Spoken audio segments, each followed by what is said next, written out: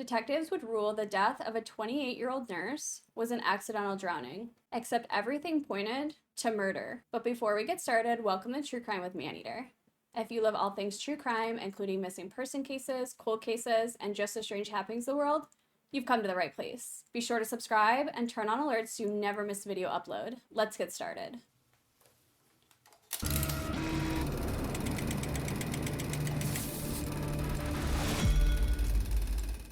Debbie Wolfe was a 28-year-old nurse who lived in an isolated cabin just outside of Fayetteville, North Carolina. She lived in her cabin with her two dogs, Mason and Morgan, and was known to be a dedicated nurse, lovely young woman, and all-around happy person. Debbie Wolfe was last seen leaving her work at around 4 p.m. on December 26, 1985. But Debbie Wolfe would fail to show up to her 8 a.m. shift the very next day, and everyone knew that this was highly unlike the young woman. Debbie's mother would learn that her daughter didn't show up to work on December 27th, and she knew that wasn't like her daughter. Her daughter was responsible, she was on time, and if she had to be at work, she would have been at work. Her parents and a family friend known as Kevin Gorton were so concerned they jumped in their car and they headed to Debbie's isolated cabin. When they arrived at Debbie's home, they first noticed that her dogs were outside and unleashed. They had just been wandering around and they hadn't been fed. And everyone knew that Debbie loved her animals, and she took very good care of them. As they went into the cabin, they noticed it was just in complete disarray, and Debbie wasn't like that. She was very meticulous, she was very clean. Debbie very much took care of her home and would never leave it like this. Her uniform was found on the floor. Among other items, there were beer cans strewn about the lawn, and those beer cans that were found in the yard weren't the type of beer that Debbie drank. Eventually, they would find her purse. They noticed it was missing, but it was concealed underneath her bed. So as her parents and the family friend are checking the home, they notice that her answering machine is blinking. They decided to listen to it because maybe they would get a clue about where Debbie was and they could track her down. When they hit play, it was a man's voice on the recording, and it was supposedly somebody from the hospital. And according to this man, Debbie had missed many shifts at the hospital and he was concerned. According to Debbie's mother, Jenny, she would go on to say, "What concerned me about his message was that he said that she had missed a lot of days at work, and she hadn't. In fact, she had only been missing a few hours at work at the time that he put the message on the answering machine." Jenny would also say, "We looked around and we saw beer cans lying in her yard. Her dogs had not been fed, there was a uniform laying on the floor in the kitchen, and other things were thrown around on the floor, like maybe she took them off." Her parents would call police, but they said, "You have to wait 72 hours to report her missing." Finally, on New Year's Eve, the sheriff's department did come to Debbie's property, and they brought a bloodhound. But they really didn't find any evidence. They didn't know what happened to Debbie, and they really didn't have any crime on their hands at this point. Jenny did ask them if they were going to search the pond, and they said it was getting dark and, really they have no reason to be concerned about her being in the pond.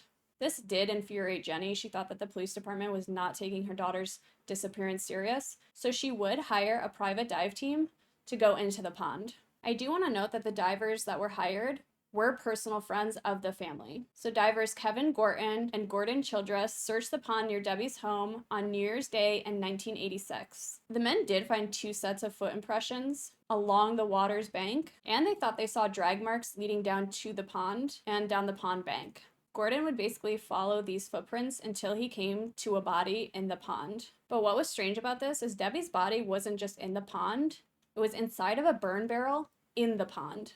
Gordon found Debbie's body at the bottom 5.5 feet deep and about 30 feet from the edge. And both men that were diving did report that they saw the barrel. In an interview, Gordon would say, "The body was inside what looked like a burn barrel. That's a rusty 55-gallon oil-type drum with holes in it." So the day after divers reported that they found the body, the sheriff's department did come and they did lower the water in Debbie's pond. Police would find Debbie's body, but there was no barrel. So investigators would come up with this theory that Debbie was playing with her dogs and she slipped and fell into the pond.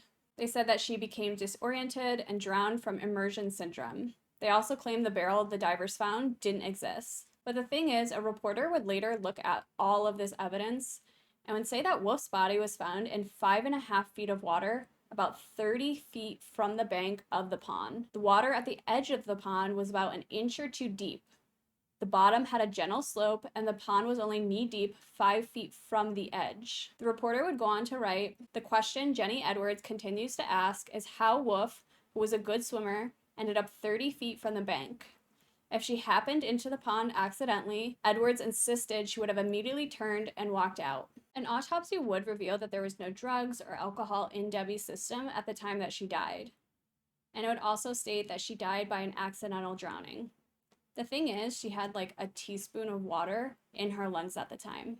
That friend of the family, Kevin, who helped with the search, would say that it was unlikely she died by drowning. According to him, normal drowning victims would have their eyes and mouth wide open. He said that their arms and hands would be stretched out, and this isn't how they found Debbie. They said that she looked very peaceful, like she had been sleeping. They also noted that Debbie's body appeared to be clean, in spite of the fact that that pond was incredibly dirty. Debbie's mother, Jenny, very much did not believe that her daughter accidentally drowned, and when her body was recovered, she would only believe that more. Jenny would say, "When I got a chance to examine the clothes that were on Debbie's body, I looked at them very carefully and realized that those were not Debbie's clothes.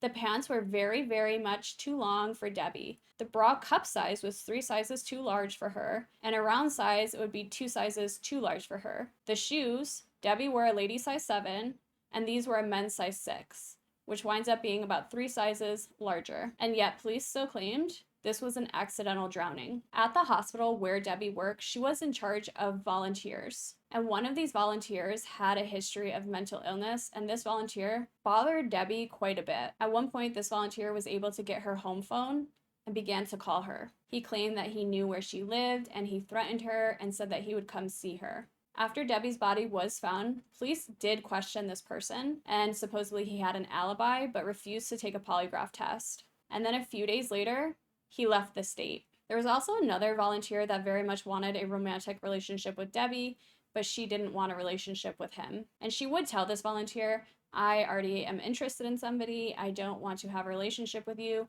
but I would like to have a friendship." Debbie's mother, Jenny, believes that that volunteer was the voice on the answering machine, but police found no evidence that he was involved. The captain for the police department, Captain Watts, would go on to say, "Anyone that the family requested that we talk to or interview, we tried to interview. Of course, through the information we received through these interviews, there was nothing there that we could use in any criminal prosecution, or there was nothing there that would indicate to us that it was a homicide." Debbie's mother does believe that Debbie was taken hostage and murdered. She said that later somebody came back to the property to remove the barrel so that her death did look like an accident. So this case is incredibly bizarre, and the fact that the police ruled it a suicide is really suspicious to me. The answering machine in particular stands out to me for quite a few reasons. I believe that the person who made the call is probably the killer, although obviously potentially they might not be, but I do believe that they are. I believe that the person who made the call believed that Debbie wasn't going to be found for quite a few days. And so they made this call, most likely because they're somebody that the family knows. They might be somebody that Debbie has a friendship with or had a relationship with, either a former boyfriend, ex-boyfriend, I'm not sure. But I do believe they were in contact with the family. If the caller is the killer, then obviously it is somebody within their immediate circle. If the killer was somebody random, I doubt they would have her number, and I doubt they would take the time to track down her number. If it was this volunteer that had the history of calling her, I mean, at least they would have the number, and it would make sense that they would call because they're trying to obviously throw, the investigation off because they know they're going to be looked at because she was very vocal about this person. She said that he was harassing her and making threatening phone calls. So it would make sense that this volunteer calls, but they did it too soon. We can assume that if the killer is somebody in Debbie's everyday life, they would already have her number. So I do believe that whoever made that phone call is probably the killer, and they probably are connected to Debbie's life in some sort of way, whether it was the volunteer or a friend or an ex-boyfriend or a current boyfriend or a family member. It seems like they're well connected to the crime, which leads us directly to the next piece of this puzzle, the barrel. I do want to say that I believe the barrel existed, which means the killer very well could have gone back to retrieve the barrel. If that's the case, that the killer went back to retrieve the barrel to hide evidence, that means the killer is somebody in that inner circle, whether it's Debbie's family members or the 2 friends helping the search who found the body, or somebody in the police department. The killer could have been the mother, the stepfather, or one of the 2 divers. Do I believe Jenny killed her daughter? Absolutely not. But I don't know anything about the stepfather, and I don't know anything about the 2 divers that were helping with the search.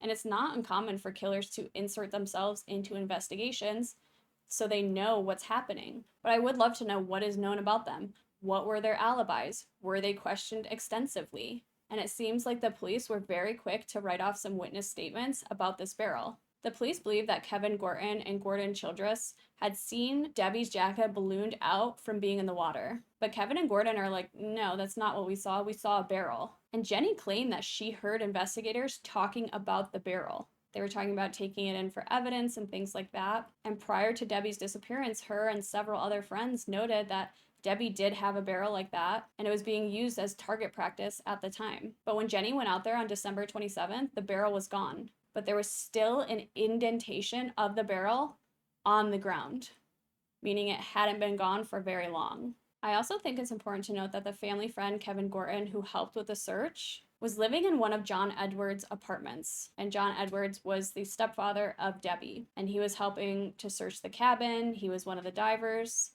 I don't know if that's an important link, but I did come across that, and it seemed a little iffy to me. So let's just recap the strange circumstances of this case. Divers reported seeing her body in a barrel, but apparently no barrel was recovered, though Jenny and her family say that the barrel was recovered and investigators were going to take it in, but they weren't going to take it in that day. They were going to come back and get it, and then suddenly the barrel didn't exist.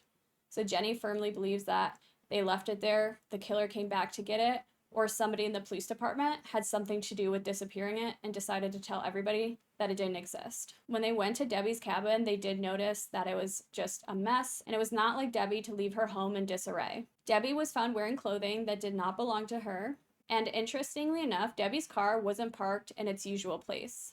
As many of us know, we are pretty habitual when we do things. I know I always park in the same spot always when I get home, and Debbie was very much like that. Debbie was only 5'3", and Debbie's car was found with the seat pushed all the way back.